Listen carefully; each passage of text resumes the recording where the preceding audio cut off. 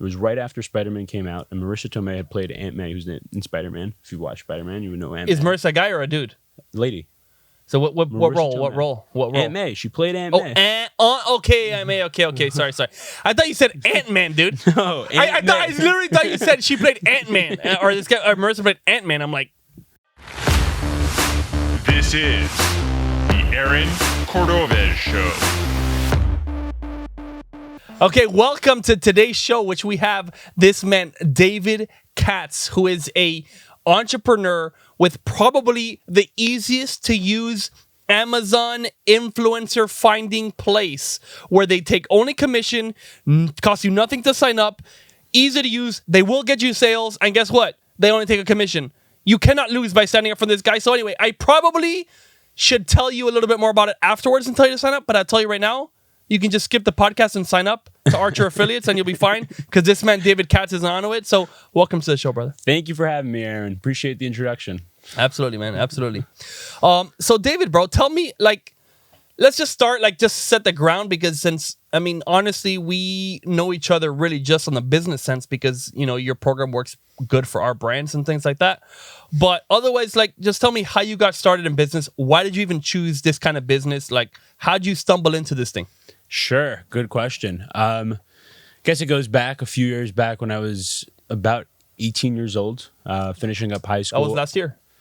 No, just kidding. Pretty close. Yeah. You're not many years off. But I was finishing up high school and was going to take a gap year, actually, before college. I mean, you're to chill and do nothing and party. That's what's right? up. Okay. Yeah. And before that, I was just looking, before that gap year started, was looking for, a quick part-time job. Ended up at my friend's Amazon agency. Before Amazon agencies were like a dime a dozen and every single person was opening them up. Yep. Ended up with a job there. Could you share the name? The name is Albert Scott. And the agency name? That's the agency. Oh, name. really? Okay. Albert Scott. Amazon agency. Okay. Fine. There it is. Cool. And that's your buddy's name, I guess? No. That was the random name they picked. It's actually Stop! Funny story there. It's actually the CEO of that company, the one who opened it with my buddy, was his son. So his dad had a bunch of domain names. He was buying and selling domain names. And when they started the company, they said, all right, they couldn't think of a name. They said, we can't spend time thinking of a name. We're just going to pick a random domain name that I own. And that was the one that they picked. So that was the company. Guys, don't overthink your name. Were they profitable? They were profitable and well? Big company. They're still around. Dude. So there you go. 50 plus brands on Amazon. Wow. With that name. Albert Scott. Picking out a name literally out of a hat. So don't overthink things, guys. Please don't overthink it. Okay. I like that. There you go. And so I ended up there.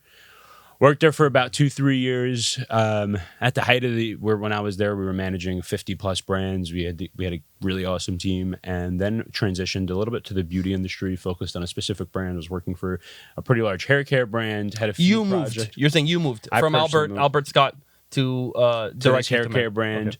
Had a few projects of my own, and just fell in love with Amazon. The gap year was long gone. College was long gone. Hell yeah, baby. We were in on the econ train. Now, fast forward to 2021. Never forget the day during my time at this hair products company.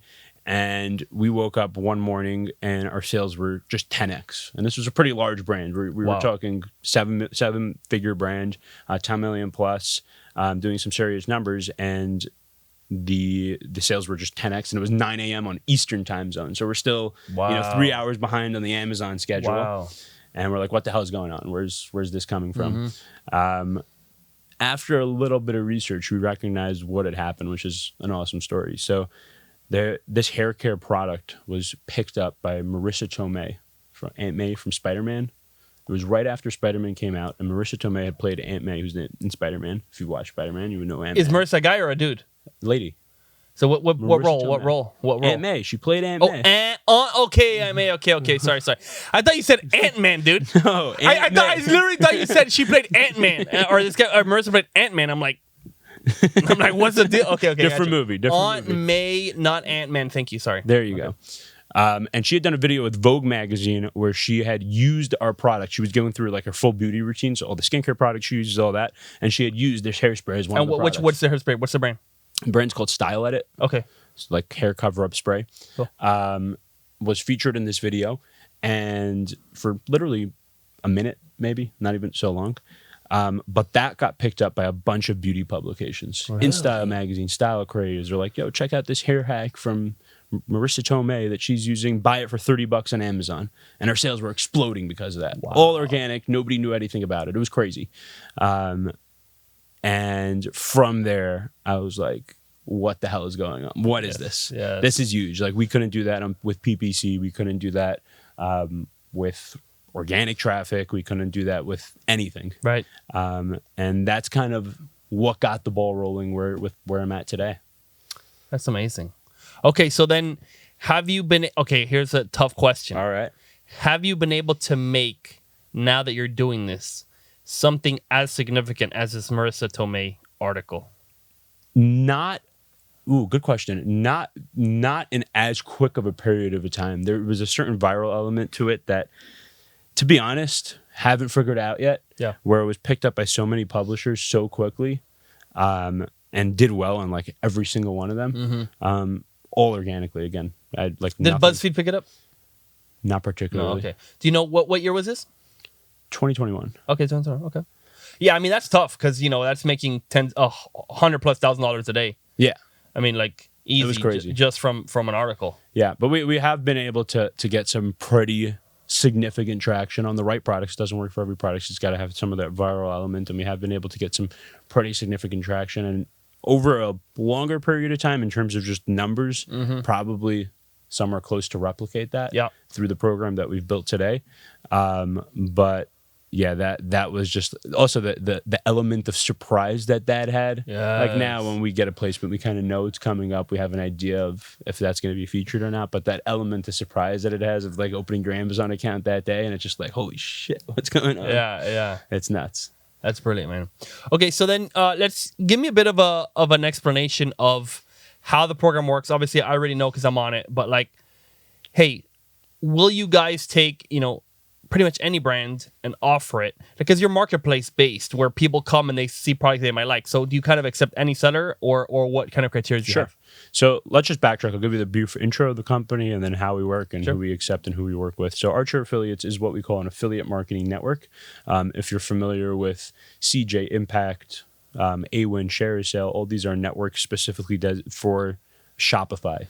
So what that means is they connect everyone from, and technically we do also, they connect everyone from media publishers, influencers, product comparison sites, deal sites, anyone who has an audience, that audience is looking to them for what should I purchase online.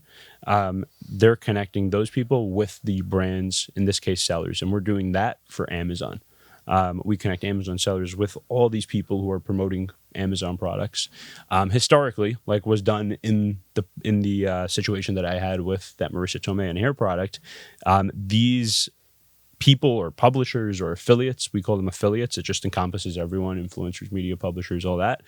They were paid directly from Amazon. So they usually earned like a 3 to 5% commission paid directly out of Amazon's pocket just for sending this traffic and generating these sales on Amazon. Yep.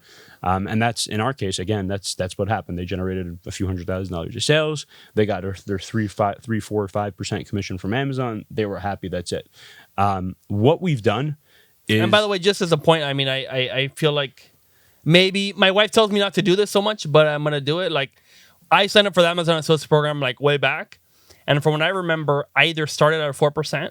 It might have been 3, but it might have been 4. How long ago was this? This was like 2019, 2018. They've cut the rates like 3 times since then. Really? So, yeah. Oh, okay. Because I knew it went up to like a 10%. If you sold like certain amount, if you did X amount a month and it went up. So, okay, fine. I don't know the most recent. Yeah, they have a lot of incentives that if you hit, first of all, there's specific categories that are slightly higher. Yep. And there's also, if you, like you kind of saying, if you hit certain sales metrics, the payouts do get slightly higher. Okay. But they're still, we're not talking more than 6, 7, 8% max. Yeah. Okay. Now, what we've done is we've built a network and, like you said, kind of a marketplace where sellers themselves can incentivize publishers to work with their products, not their competitors, not other Amazon products, simply by offering some sort of increased commission rate. So as a seller, you can add your products, add Zulay products into the Archer network and say, yo, BuzzFeed, instead of earning 4% promoting KitchenAid, go promote My Milk Frother and you'll earn 15, 20, 30, 40% however aggressive you want to be. Obviously, the more incentivizing the offer is from a brand's perspective, the more incentivizing that will be for the publisher. Or I should say, the higher that offer is, the more incentivizing it'll be for the publisher. But what we've done is build this network of both these people, of media publishers, influencers, all those affiliates, all those Amazon sellers offering increased commission rates.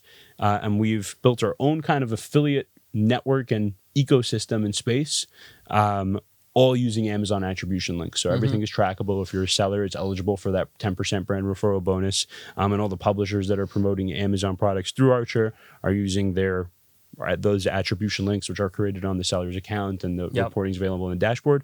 Coolest thing is, like you said, when I was building the company, that we're fully performance-based. So when I was building the company, through my time in the Amazon space, I probably was speaking to hundreds of vendors, from PPC agencies to softwares, price tracking, inventory tracking softwares. There's some great softwares out there. There's a whole lot of them and a whole lot of options in every category. And I wanted the one that I built to really be a no-brainer for every seller. Every seller has gone through the pain of signing up to a software, paying those setup fees, being locked in for some sort of contract. We've all been there. We've all been burned. It's part of the game, kind of. But we kind of wanted to be different. And that's why we set up the network and the program where we're fully performance-based. We put our money where our mouth is. There's no sign-up fees, no monthly fees. To answer your question, any brand from any category can be added. You simply sign up, add a commission offer. We import your products. On each product, you're able to set a commission offer.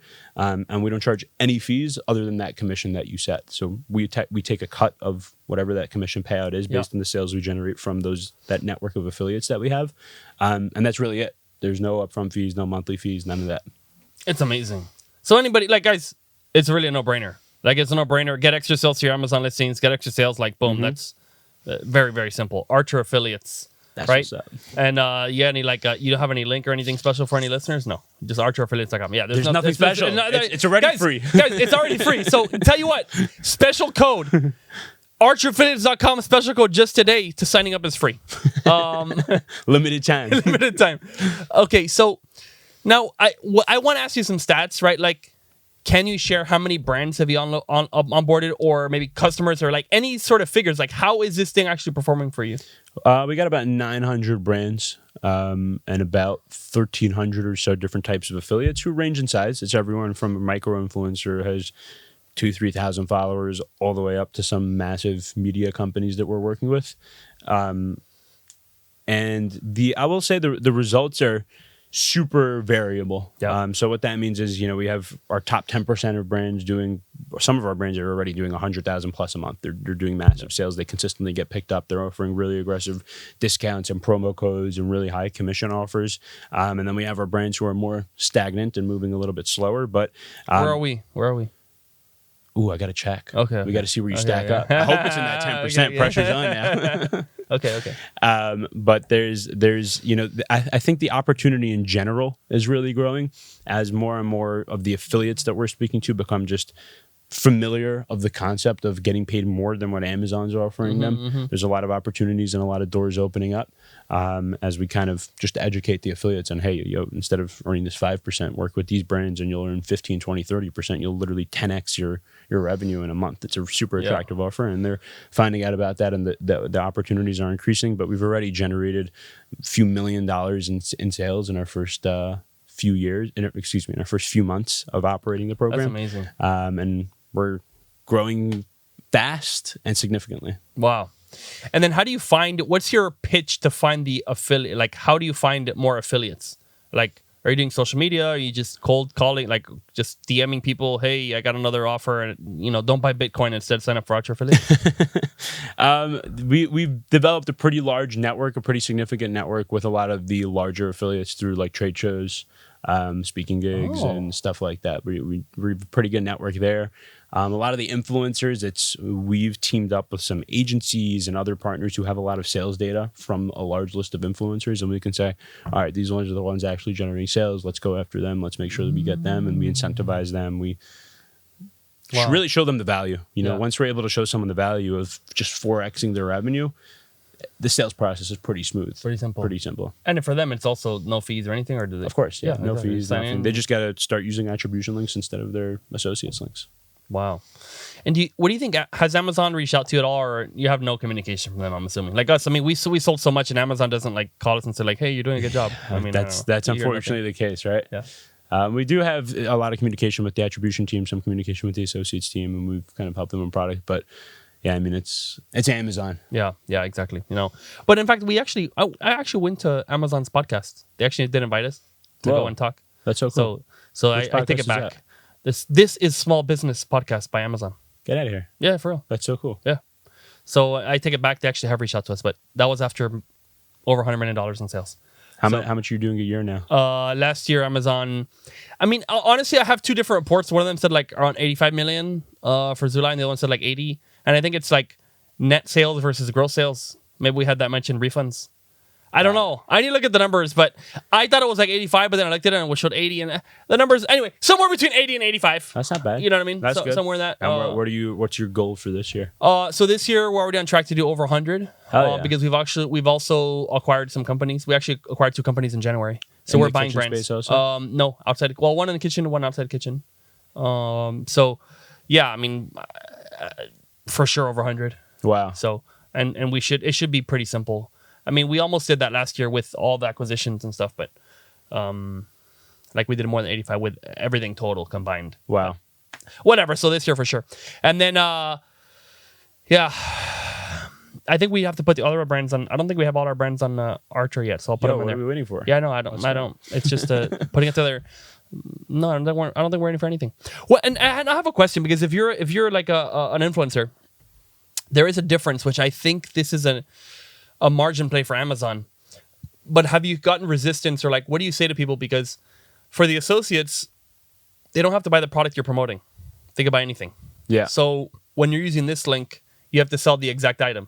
So like when you flip from people, I remember when I tried associates, I only got to about my best month. I think I made $350, which means I sold whatever, a few $1,000. No. Yeah, maybe $5,000, whatever. That was my highest month ever, and I was going full-time or attempting to go full-time into Amazon Associates. But I remember I was promoting like juicers, right? But I was selling TVs and other stuff, right? So I don't remember the split of my income, but what kind of pushback are you getting, and like, so, how does that go into play? Yeah, so just to clarify, what you're talking about is there's something called...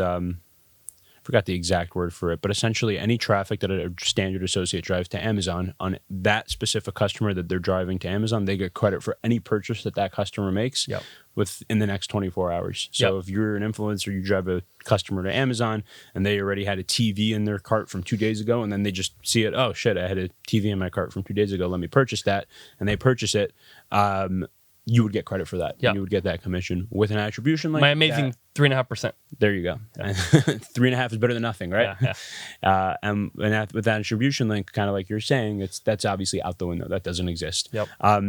So to be honest, this conversation comes up a lot. Yep. Well, I don't want to get too technical on the publisher side, but this conversation comes up a lot with the publishers and affiliates you're speaking to. It really boils down to the numbers. And different publishers have different conversion rates. Mm-hmm. We've seen publishers with as high as as low as like a 0.5 conversion rate on the product they're promoting. And they're selling 99% of the sales are from everything else. Their goal is simply just drive that click. So those wouldn't be a good fit. Exactly. And even within a lot of the publishers, like some of them have really high, some of the big name publishers, I don't want to drop names, but some of the big name publishers have really, really low rates of the product, of conversion rates to the products that they actually are promoting in general, if you look at it from a top level. But if you break it down from like the specific types of placements, the specific types of articles, you can pretty much pinpoint like, okay, this article is going to drive a lot of traffic to that specific product. This article probably more just halo traffic. That's the word for it. So we work with publishers to really identify which opportunities make sense, which don't. For example, like a lot of publishers consistently drive traffic to the Amazon deals page because deals are the best. Deals converts. Everybody wants a deal. So publisher will drive traffic to the deals page. We can give you deals and we can provide you with a lot of sellers from our network that are offering deals at that time, but probably not super relevant. Sure. When it comes to just a specific product that's, trendy, the newest #1 rated milk frother in Amazon, I can help you with that. I know that's going to convert. I know it's going to be a good piece, and we can give you an attribution link for that as a publisher. So what is kind of like a high, like guys that you do want to work with? So you're saying the conversion share the advertised product. So on a deals page, you can see 0.5%. What is like, hey, a person sells significantly most of the time they're selling that product. What's like a percentage that's high? Hey, this is a good person to work with. Dedicated article for one specific product. Yeah, or so maybe a listicle, right? That I guess has 5 links, and then it's a listicle. Not as even as much as a dedicated article. Listicle is high. But a dedicated article, an article that features a single product. Yeah. I'll tell you the problem with listicles in a second. The problem. They're great listicles. A huge opportunity, but why they're not as good as a dedicated article with some sort of promotional feature. So coupon code, on-page coupon, something like that. Those are insane. Those are highly converting. Obviously varies by publisher and what the weight of those. With the listicles, tends to be that a lot of the traffic coming through those listicles is usually customers that are doing a lot of research. Shopping. They'll get to those articles from doing a lot of Googling, a lot of all of that. And they probably, I shouldn't say they probably won't convert, or they'll probably convert another customer, but the chances, another product, but the chances of that happening are much higher than if they're just seeing like, oh shit, this is a cool product with a promo code that I just read an article about on BuzzFeed. Let me buy this. Much higher chance that they're going to buy that than if they went to Amazon than if they came through a listicle, shopping for their best mattress. They're probably going to go around searching for other competitors, seeing which one's the best, weighing their options. So what's like a good percentage, or like a dedicated article? How much is that going to do on that main product versus other products? Oh, it can get flipped that. It can get 99%, 95%. Oh, really? Okay. Yeah, it can get high. Nice. Okay. Yeah. That's amazing. Again, it depends all on the publisher, depends on where they're featuring the article, what the article is. It depends on a lot, but right, like that Marissa Tomei article, it's like good, they're going to go and buy that. Most of the people all went to buy that one thing. And then a small percentage, so I'll buy something else. Exactly. That got featured on the homepage of all those publications. It's not like customers are doing research. It's kind of new to brand, new to concept, new to product customers. Nice. Okay. So, and then if to have success on the platform, so I'm a brand, right? In Sula Kitchen, we came on. What do you suggest to have the best success on your platform? Like for us, like actually, like this is not so much for my listeners now. This is for me. Like, what do I do to get the best, performance? Number one, first and foremost, the brands with the deepest catalogs, the most products tend to win. The reason for that is because we focus on something called product affiliate fit, which kind of makes sense. Like product market fit, just product affiliate fit. The more products you have, you can have the best selling supplement on Amazon. If none of our affiliates are interested in promoting a supplement, there's nothing we can do. Yep. If you have the number one milk frother and for whatever reason none of our affiliates are interested in promoting milk frothers, I can leave it up there. It doesn't cost anything, but probably not going to generate much traction. Having a super large, diverse catalog that covers a lot of categories tends to open up a lot of opportunities in that aspect of product affiliate fit. So that would be number one, just adding as many products as possible. Second would be obviously the highest commission. A higher commission is always more incentivizing for the publisher, generates interest. So that would be number two. Number three would be some sort of deal, promo code, on-page coupon, something of that sort. We work with a lot of deal sites. We work with a lot of publishers who only publish products with deals. Facebook groups that are focused on deals, all those mom and woman Facebook groups are huge, massive opportunity. Again, depending on category, but really large opportunity. I would say the other is category. Obviously, there's certain categories that just perform really well when it comes to affiliate. It tends to be the categories that lean towards that impulse purchase. So you see a pair of socks randomly, you're not necessarily going to just go purchase it. But you see this cool tech, innovative product that's, that looks kind of cool, and you're just going to make an impulse purchase without thinking about it. Those kind of tend to be right up an affiliate's wheelhouse. And also price point, we're seeing that the price points that are like $50 plus, not too expensive, so I would cap it at like $150, but $50 to $150 tends to be what affiliates look for, simply because it just makes it worth their while. 10% commission on a $100 product is $10, and 10% commission on a $20 product is $2. It's not so much worth their time. When you're selling like $8 frother, it gets hard. Well, we got the exclusive one. We got the ones that like the crazy box and everything, and they can get up there, but yeah. You got to do a lot of volume. Yeah, it's true. You got to do volume. Okay. Yeah, and then when you talk to the Shopify guys and everything, they do that too. They want average order value 100 plus. Otherwise, like they don't even care about it. Yeah. So that makes sense that affiliates would do something similar. Okay, and then codes. And you're talking about like literally Amazon coupon codes, like not a coupon code, a promotion code, right? Like they plug it in, or you're just talking about like, hey, I'm running a lightning deal. Like how do you set up that all code? The above. Okay. All the above. I don't think there's a difference. I don't think the customer cares how they get their promo code. It's really up to the seller. Some sellers want that code public. Some want it, private. So they'll just provide a promo code. As long as the customer gets their deal, I think the affiliate's happy and the customer's happy. Right, but if you just say I just lowered my price by $10 today, and I'm going to lower it for a week, that doesn't solely work, right? You accept that as like a promo, no? Probably not. Okay. It's got to say it on the Amazon listing so the customer can see it. But maybe it's customer flash through pricing or something. That would work. That would work. Oh, as long as the customer knows that they're getting a deal. Okay, it's like they have to feel good about it. Yeah. Okay. Sweet, dude. Amazing. And so, what are you looking to do with this thing? Like going forward, like what are your grand plans with? I don't know. Trying to enjoy the ride. We're just trying to build it up and help as many Amazon sellers open this new sales channel as quickly as possible. It's been exciting because I think it's something very new. Nobody else is really doing it, and we're doing okay at it.